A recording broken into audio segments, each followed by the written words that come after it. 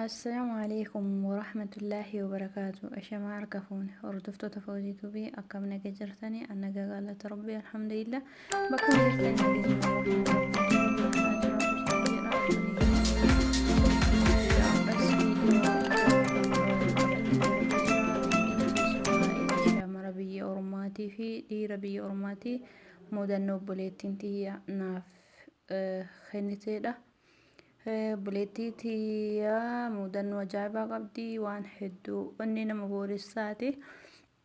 Osoo viidiyootti hin se'iniin dura warroonni chaanala kiyyaaf haarawaa taatan sabiskiraayib gochuun na waliin tura. Akkasuma ammoo warroonni dura na waliin turtanis galatooma ulfaadhaa isin jaaladha. Ammas na waliin turaa isiniin jedha. Inni biraa ammoo yeroo viidiyoo kamuu laaltanii jettan viidiyoo seentanii erga laaltanii laayik ta'ul qubul qabdatanii tokko hin irraanfatina maaliif viidiyoo biraa akka deebi'ee hojjedhu na kakaasaa na qarqara ani sitti gammadee waan hojjedhuuf jechuudha. Inni biraa ammoo namoonni yaada qabdan bakka koomentii lakkoofsa kiyya isiniif kaayaa jalatti mudannoo fi muuxannoo keessa waan qabdeerra waan barbaadan gumaachuu dandeettanii lakkoofsa kiyya isiniif hin kaayaa achi jala argachuu dandeettanii.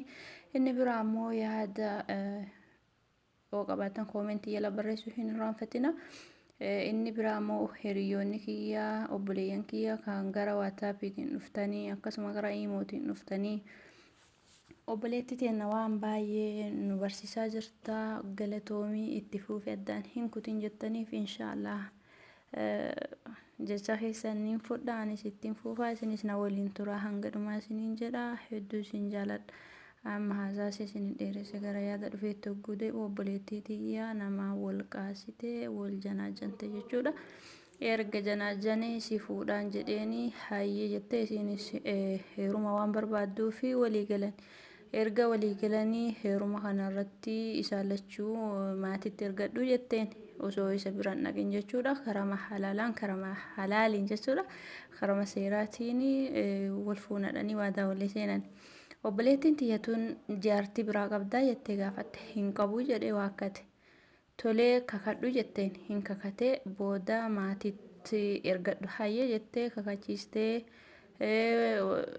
maatitti yoo ergatee ka'ee tole jedhee maatiinis erga isinillee jaaladheera jettee isinillee gaafatanii maatiin nikaa hidhanii fi gaafa nikaa godhattee walitti dhufanii waan isin ajaa'ibu inni duraanii jaartii takkallee hin qabu jedhee kakate garuu mana isaa keessaa yeroo saniif isin hin barre abbaa niitii lamaati akkasuma immoo daa'imas qaba jechuudha waan isin ajaa'ibu.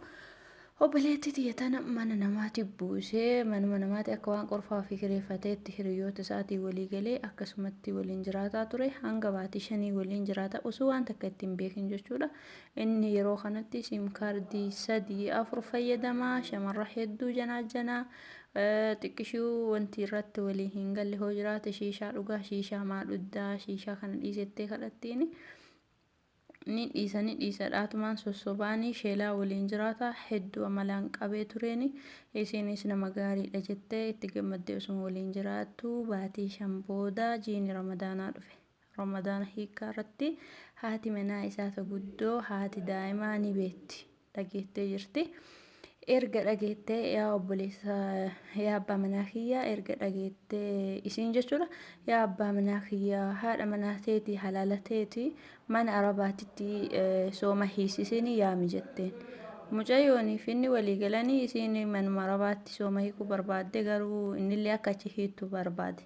Maaliif taantu mana jira haati daa'ima waan taateef mana nama kaanii akka duraa mana namaatitti illee fiduu fi baay'ee rakkisaa maaliif yeroo ayyaana waan ta'eef namni kamuu wal keessa yaa oduu dhageetti jedhee rakkate. Kazaa obboleettiin tiyyatuun haati manaasaa guddoo baay'ee nama gaariidha nama miskiina. Tole jedhee isiin eeyyamtee fidii haa dhuftu wal barannaa gara eessa wal nu jalaa dhoositee hanga yoomteetti. Hanga yoom dubbiin illee dhokattee haftii miti fidii jetteen.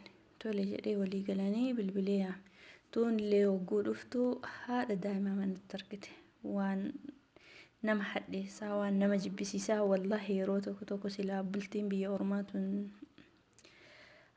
waa baay'ee qabdi.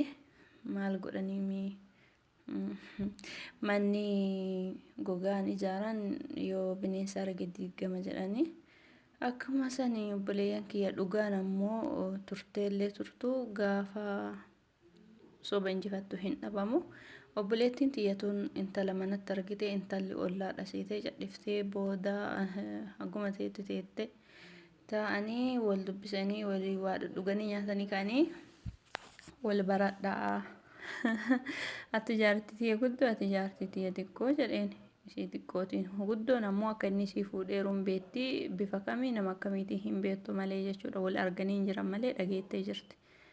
Yaa obboleeyyan kiyya kijibaan eessallee gahuun hin danda'amu. Obboleettiin teenya hedduu rifattee hedduu aartee hedduu hamilee isii cabe. Haala kulli haal baay'ee tokko ofirra deebitee ofirra dhaabbattee of jajjabeessitee ofumaa isiitii. Gara hojii isiitti halkan san bultee bariisaa bilbilattee hojii isiitti deebitee mushawwara waamattee jechuudha. Isaan wal lolanii itti aartee halkan san akkasii bultee ganama baatee dalagaa.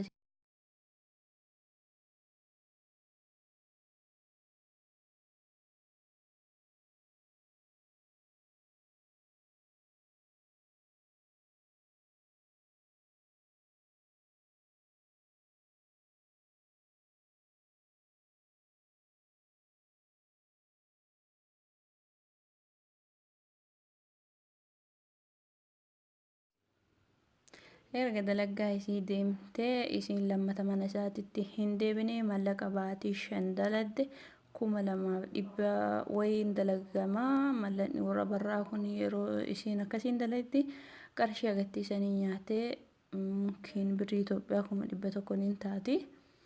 Akkasitti addaan bahanii dhiiftee nikattii akka hiiku gaafatte. Kabiraallee keessin ajaa'ibu niitii lammaffaa inni qabu ishii san durallee taan durallee jechuun illee tabiraallee tan beekne jira jedhan waan isin kolfisiisu.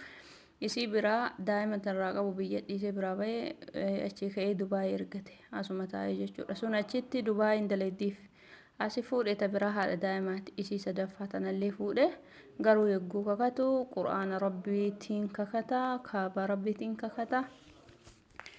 Rabbina haa balleessu akkasna haa godhu anniitiin qabu jaalalleeyyuu hin qabu jedhee kakatee gaafa duraa fuudhe mucayyoo tana. Obboleettiin teenya tun kutannoo jabaa waan qabduu fi murannoo isii waa hunda waan caalaa nana dinqisiisee akkamitti guyyama san takkatti hin garaa akka kutatte hedduun ajaa'ibaa isinis ajaa'ibuu mala. Wallahi an dhuguman isin himaa jira wanti kun mudannoo dhugaatii qabatamaan namaan beeku fakkeessaallee miti. Akkasitti obboleettiin tiyyatuuni waan barumsa namaa ta'ee harre akka garaa dubartii osoo hin ta'in akka garaa dhiiraatti yeroo takkattiin abdii irraa kutattee gara hojii isiitti deebitee hojii isii seeraan dalagachuu jirti yeroo ammaa kana. Obboleeyyan kiyyaa nama argitan kana hidhate jettanii nama keessa isaan beekne nama firaa fiixaa isaa hin beekne hiriyyaa irraan isaa ta'u carraa intarneetiitiin illee haa ta'u nama argitan faana hin deeminaa jette obboleettiin tiyyatuuni. Tan dhaamsa kananaaf dabarsitee dabarsii hiriyoonni kenna ukabbulaan kenna namni biraallee akka nuu jiraachuu mala waan ta'eef akka of eeggannoo guddaa godhanii itti naageessi dhaamsa kananaan jette. Dhiira hin beekne tokko dhiira firaa fiixaa isaa hin beekne baalee fi jimmatti jimmaa fi arsitti haatanii garuma argitan hin deeminaa. Ni kallee jedhanii halaalas ta'ee haraama wanti hundi murteessaan nama san beekuudha irra caalaa jechuudha. Yeroo ammaa akkuma beekamu ijoolleen dhiiraa keessattuu magaalaa Riyaadii Saawud Arabiyaa keessatti hojiin isaanii shishaa dhuguudha. Dubartii 3-4-5 fuudhuudha. Mungkin paarsentii 100 keessaa paarsentii muraasa qofa warri kaayoo qabani. Kanaaf obboleeyyan kiyya kan shamarranii warri hin heerumne of eeggannoo guddaa godhaa. Warri heerumtanii bultii keessan keessa jirtanis Rabbiin bultii teessan isiniif haa tiisu bultii dhugaarra hundooftee isiniif haa godhu isiniin jecha. barnoota kanarraa yookaan haasaa kanarraa waan guddaa argattan jedhee abdii qaba. Ijoollee shamarranii ilaallata. Ammas warri dhiiraa dharaani dubartii irratti hin taphatina, hiree dubartii hin qabina. Shamarri takka yogguu isin fuutanii baatii hoggaa takka waliin teettanii gadhiista umrii isii irraa dhumaa jira. Akka keessanii umriin dubartii haarawa ta'uu hin danda'u. Dubartiin umrii qabda hanga waggaa 45 qofa. Achi booda nama guddaa taati. Heerumuuf carraan dubartiin baay'inaan qabda hanguma 35ti. Carraa qaban tanatti dubartii obboleettii teetii, haadha teetii, niitii teetii, ilmee teetii itti hin taphatinii. Obboleeyyan kiyya kadhiiraa hadara rabbii isinitti haa ta'u isiniin jedha. Yaada kiyya kanumaan gabaabsaa hanga yaada biraatiin viidiyoo biraatiin walitti deebinutti nagahan turaa. Yoo viidiyoon kiyya isinitti tole laayik gochuu hin irraanfatina. Sheeris godhaa hiriyoota keessaniin dhaqqabaa.